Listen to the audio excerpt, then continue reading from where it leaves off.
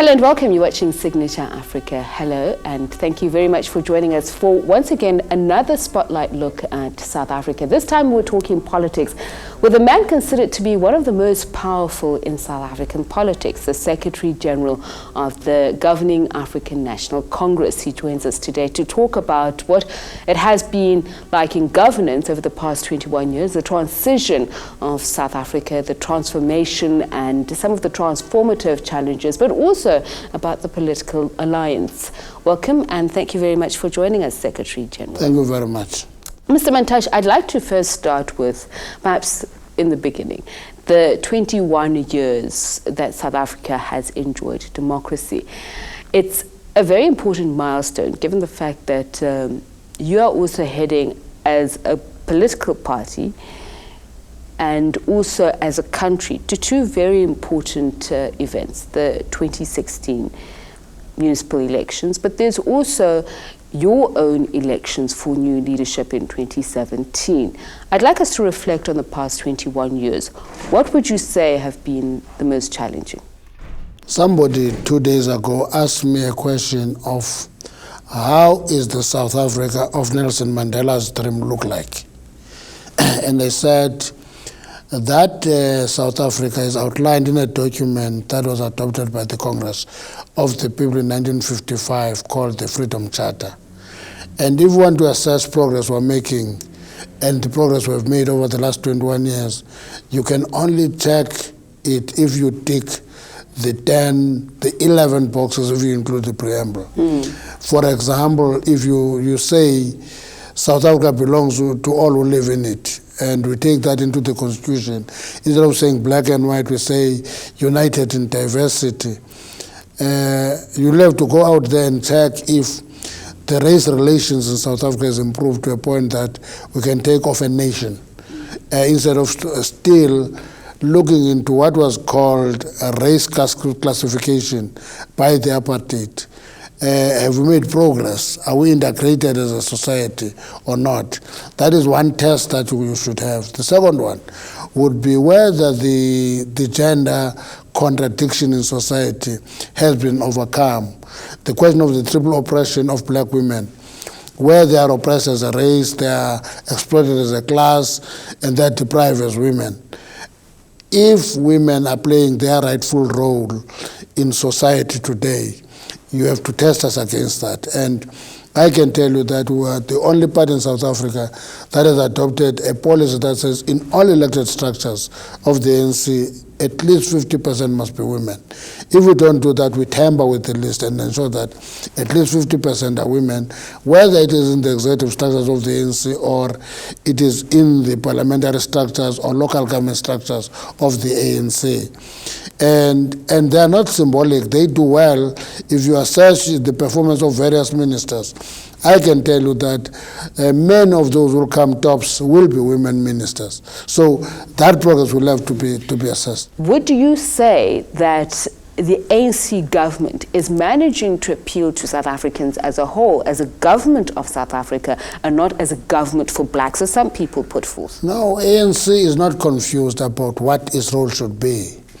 We appreciated all the years that equality presupposes that blacks in general and Africans in particular are free.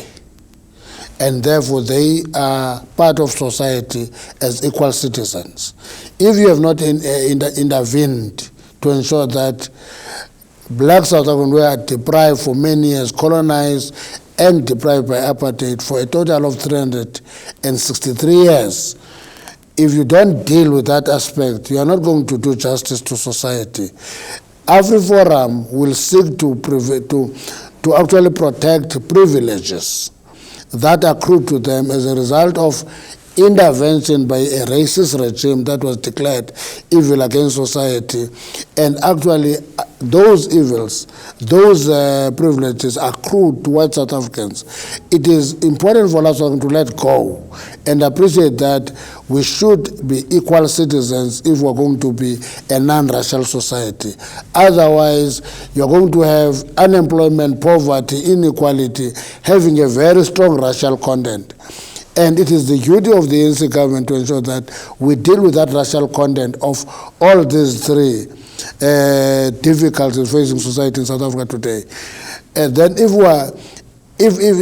for example, the Race Registration Act in South Africa was classifying people in terms of races and discriminated against them as such to various degrees.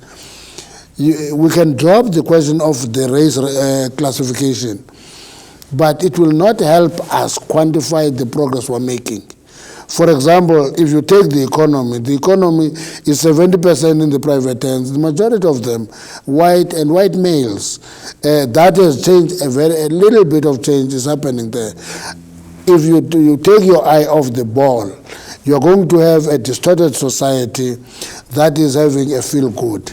And therefore, the AfriForum attempt to go to the UN will never succeed, because the UN will never approve a situation where you allow people who are oppressed to remain oppressed. You mentioned a very interesting phrase, in the sense that you were asked, what is the South Africa of Nelson Mandela like? And it goes to the various ideals when implementing some of the various policies. And we're speaking now about racial equality. But if looking at the facts on the ground, the various indicators, which for instance show that if you look at employment levels, salary scales, they're generally in favor of non-blacks. The question I'm asking really is, do you believe, as has a criticism been sometimes, that perhaps the South Africa of Nelson Mandela was a little too idealistic, especially if we're talking about real change, real transition, if we're talking about democratization, that yes, it may have kept in abeyance a civil war, but if we're talking about real change on the ground, the people of South Africa have not realized that 21 years later. I want you to go back, even at your own time and your own leisure. Go and read the Freedom Charter. The Freedom Charter captured the environment as it was in 1955 at the height of apartheid. And you look at South Africa today, the progress that has been made. The problem with social change, you'll never get instant results. It's not like natural science, where you mix water and syrup and produce a cool drink. In social science, you must persist, you must do certain things, and the change will be systematic over a period of time. I can tell you that if you go to employment, for example, if we didn't implement employment equity, we would not have gone as far as we have in terms of black South Africans holding crucial positions. And again, if you do a proper analysis, they will see that where the state has full control, we've made a lot of progress. But where the private sector has full control, the progress is very slow, because they do what I call malicious compliance. And that is what we should actually nudge the private sector to so that society is integrated at various levels. You know, there is what is published every year in South Africa called the top 100 richest people in South Africa. When it was published for the first time, there was not a single black face. Then there were 2, then there were 4, then there were 8, there were 16, there are now 29 out of 100. Now, that talks at the top level of wealth distribution. That in itself must be noted as an important milestone.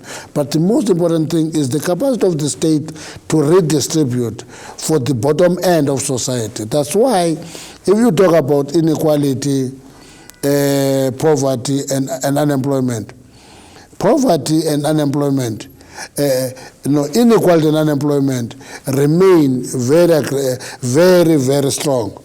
But if you go to inequality and really poverty, you see that the actually of social grants that are given by the state has reduced poverty by 9% over a number of periods. And all those issues are talking to the bottom end of society, and we must do more. We must create employment. You can't deal with inequality and poverty. What kind of radical change is feasible at this point? Because that is important. And if we're also talking about gender equality, it needs to be, focused towards women empowerment. you convert quantity into quality if you throw sufficient blows at that quantity frequent enough, and you begin to convert that quantity into quality. And to me, the allocation of quotas is quite an important intervention, because you give women an opportunity to be in the space. Because you are not going to prepare women in a laboratory, and when they are ready, you bring them to the space. If you think you can do that, you are not going to do a gender transformation of society. If you want to transform society in terms of gender, you actually release a number of women sufficient to be participants. And in the process of participating, you throw the blows, and you're going to see massive improvement in terms of gender parity in society. So you don't separate quantity and quality. Infrastructure, for example, if you look at our infrastructure, one of the things that we're proud of having invested in South Africa is in infrastructure and quality thereof. You take Gauteng, where we are today. This is what is called the smart city region. It means Gauteng as a province is knitted into one region that is a smart province, that is world-class, and that infrastructure is here. The debate about whether we should have e-tolls or not is not a debate about the mode of payment. Leave the fact that we have relegated it to just the mode of payment. It is about upgrading infrastructure to world-class infrastructure. And when we started Gautrain here, which is the fast train system, everybody rejected it. We integrated it with the bus system. From township to a train to the airport, you can go international. People rejected that. But the reality of the matter is that that infrastructure investment, it is the quality of it that will attract private sector investment. That is what is called in Economics 101, crowding in private sector investment. The state must invest in that infrastructure. The private sector will follow world-class infrastructure. So that is what this government has done, even during the financial crisis period. You're watching Signature Africa. We're taking a quick break, but we'll return in conversation with the Secretary General of the African National Congress. We talk about the challenges facing the party, especially with regards to the electorate.